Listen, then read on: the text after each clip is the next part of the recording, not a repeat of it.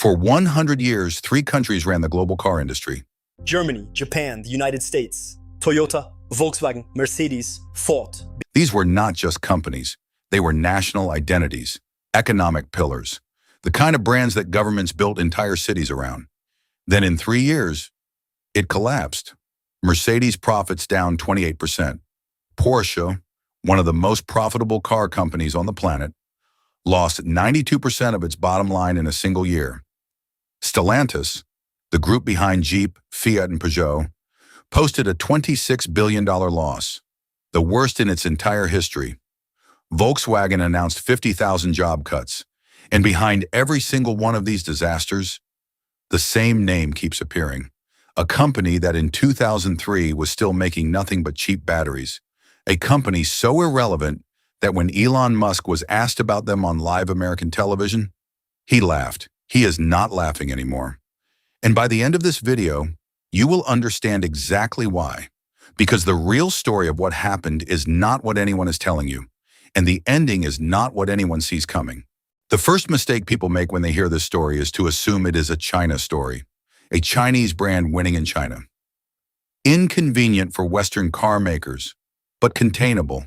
They still have their home markets. They still have their loyal customers.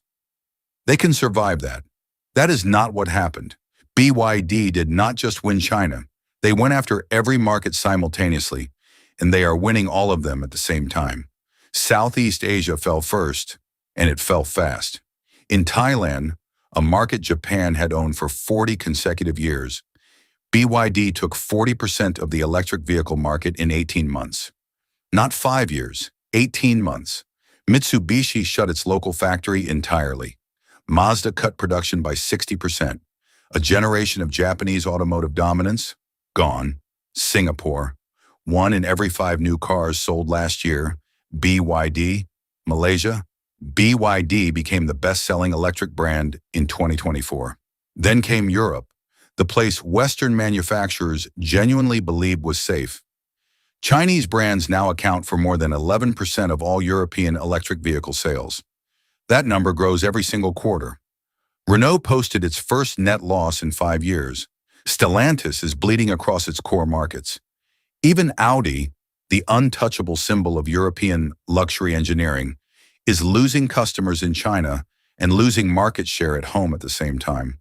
The German chancellor had to personally fly to Beijing with 30 of Germany's biggest CEOs behind him. Not to sign trade deals, to beg Xi Jinping to stop suffocating German industry. 20 years ago, that sentence would have been unthinkable. Then there is Brazil. BYD took 72% of the Brazilian electric vehicle market in a single year and built their new factory on the exact same land where Ford had abandoned theirs. They are in Mexico, Israel, Norway, one of the most demanding EV markets in the world, where BYD's first model launched straight into the top 5 bestsellers. The only major market still blocking them is the United States. And the Americans know that is a holding pattern, not a victory, because everywhere else on the planet, the pattern is identical. BYD arrives, the competition starts dying, sometimes in months, sometimes in weeks. So the question everyone should be asking, wait, how? Cheap labor does not explain it. Dozens of Chinese manufacturers had cheap labor and went nowhere. To understand what BYD actually built, you need to understand who built it. His name is Wang Chuanfu. In 1995, he was a 29-year-old engineer who borrowed $40,000 from his cousin and rented a small workshop in Shenzhen to make rechargeable batteries. 7 years later, he was supplying Motorola and Nokia. By 2003, BYD was the largest battery manufacturer in the world. Then Wang did something that made no sense to anyone watching. He took the money and bought a bankrupt, state-owned car factory in the middle of nowhere. His own investors tried to stop him. BYD's stock dropped 2.7 billion Hong Kong dollars in 2 days. The Chinese business press called it absurd. A battery man walking into the most capital-intensive industry on the planet. Wang did not even have a driving license, but his logic was ice cold. Everyone else was trying to figure out how to add batteries to a car. Wang was building a car around something he already completely mastered: It would take 15 years of humiliation before the world understood what he was actually doing. And during those 15 years, while journalists mocked his cars and Musk laughed at him on television, Wang made 3 decisions that would quietly detonate the entire industry. Decision 1. Refuse to depend on anyone. Tesla buys batteries from Panasonic. Volkswagen relies on hundreds of external suppliers for chips, motors, electronics, glass. Every major car maker is a network of dependencies. BYD built everything in-house: batteries, semiconductors, motors, power electronics, software, headlights, windshields, all of it. When the global chip shortage paralyzed the entire car industry in 2021, BYD simply ran their own chip factories faster and kept delivering. When lithium prices exploded, they were already mining their own in Tibet and South America. Every crisis that crippled their rivals made BYD stronger. Decision 2, bet on the option everyone dismissed. While Tesla and Silicon Valley were evangelizing pure electric vehicles, Wang quietly poured resources into plug-in hybrids. In California, that sounded like a compromise. In rural China, where charging infrastructure barely existed, it was the only thing that actually worked for hundreds of millions of people. By the time BYD was selling more plug-in hybrids than Tesla was selling electric vehicles in total, the Western press was still debating whether hybrids were a real technology. That so-called compromise gave BYD access to 500 million consumers Tesla could never reach. And once they had that volume, the economics of scale made everything else inevitable. Decision 3, change the chemistry. In 2020, BYD released the Blade battery, a completely different approach. Lithium iron phosphate instead of the nickel-cobalt mix every other manufacturer was using. Cheaper to produce, would not catch fire, lasted longer. That meant BYD could undercut Tesla on price while claiming a genuine safety advantage. 4 years later, Tesla started buying batteries from BYD for its own vehicles. The company Musk laughed at on television was now supplying the batteries inside Teslas. That is not a business story. That is a total strategic humiliation. But here is the part that every business magazine and Harvard case study leaves out. Everything you just heard, the vertical integration, the hybrid strategy, the Blade battery, that is the official story, the one that gets written up as genius, as vision, as the triumph of a self-made man from Shenzhen. It is not the full story, not even close. From day one, BYD was not just a company competing in a market. It was an instrument of Chinese national industrial strategy. Between 2015 and 2020 alone, BYD received approximately $4.3 billion in direct government subsidies. In 2016, the year they hired their star designer from Audi, the subsidies they collected from Beijing were larger than the company's entire net profit. Read that again. Without the Chinese government writing checks, BYD was losing money that year. Not breaking even, losing money. And it was not just cash transfers.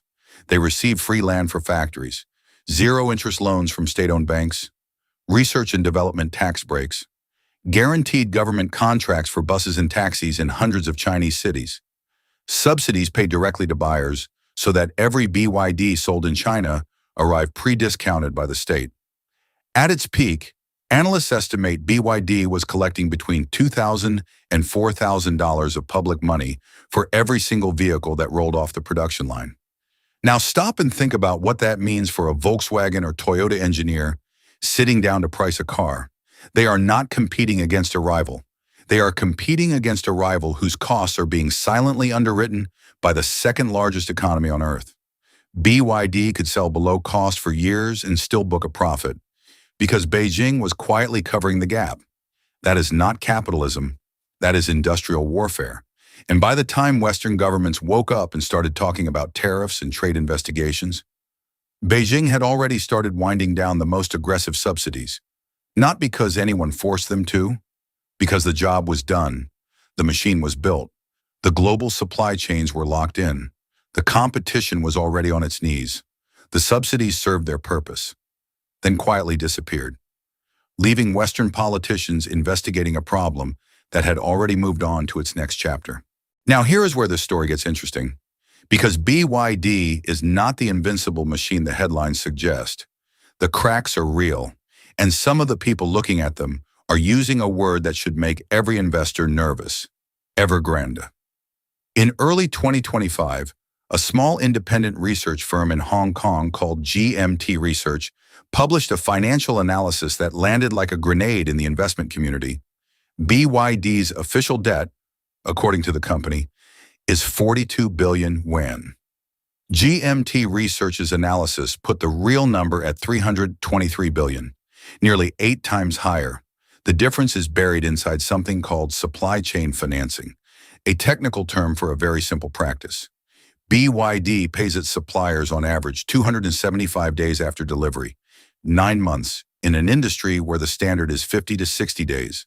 Those unpaid invoices do not appear on the official balance sheet, but they are debt, and the scale of it now rivals what Evergrande was doing in real estate, right before the entire thing collapsed. Then there is a practice the industry knows about, but nobody in China discusses openly: zero-mileage used cars. At the end of each month when sales targets are due, BYD dealerships register thousands of brand-new vehicles under shell companies they control, then immediately resell them on the second-hand market as used. 0 kilometers. On paper, those cars count as new vehicle sales. In reality, no real customer ever bought them. They end up parked in enormous lots across China, sometimes for months. Images from 2024 show rows of brand new BYDs abandoned in open fields, slowly deteriorating. A salesman in Guangzhou admitted anonymously that at the end of every month, he was instructed to register 200 to 300 cars under partner companies, purely to hit the monthly number. So when BYD announces 4.25 million vehicles sold last year, how many of those were actually purchased by a human being? The quality problems are piling up alongside the accounting questions. September 2024, BYD recalled 97,000 vehicles for a steering column defect that could cause fires, the biggest recall in company history, until October 2025, when they recalled another 115,000 for a separate issue. On Chinese social media, complaints about the Sea Lion SUV alone reached nearly 5,000 official filings in a single week. GPS showing roads that do not exist, wipers freezing in rain, radios cutting out after 3 months. And in Brazil, BYD is currently being prosecuted by the Labor Ministry for conditions at their factory construction site described in court documents as analogous to slavery. 163 Chinese workers, passports confiscated, 14-hour days, no rest days. The case went all the way to President Lula. The financial results are beginning to reflect all of it. Net profit in 2025 dropped 19%. Global sales in the first months of 2026 fell 41% year-on-year. Geely, BYD's main Chinese rival, is starting to take market share at home. And the Chinese government itself issued a public warning telling its own car makers that the price war they are engaged in is not sustainable. When Beijing tells its own champions to calm down, something is seriously wrong. None of this means BYD collapses tomorrow. They are still massive, still selling more electric vehicles than anyone on the planet, still a genuinely formidable industrial operation. But the miracle has cracks, and the people pointing at them are not going away. The more important story, though, is not BYD specifically. It is the playbook. Because Beijing is already running the same strategy in half a dozen other industries simultaneously: solar panels, semiconductors, commercial aviation, shipbuilding, battery storage, defense technology. You do not have to guess which industries are next on the list. Beijing published it. It is called the China 15th Five-Year Plan. It names every sector the country intends to dominate globally over the next decade. Read it once, and you will never look at a business headline the same way again. The rules of global competition have fundamentally changed. The people playing the game most effectively right now are not in Detroit or Stuttgart or Tokyo. They are in Shenzhen, Hangzhou, cities that most people in the West could not find on a map. Whether BYD becomes the Toyota of the 21st century or collapses under the weight of its own hidden debt almost does not matter. The bigger game playing out behind it is not stopping, and it is not staying in the car industry.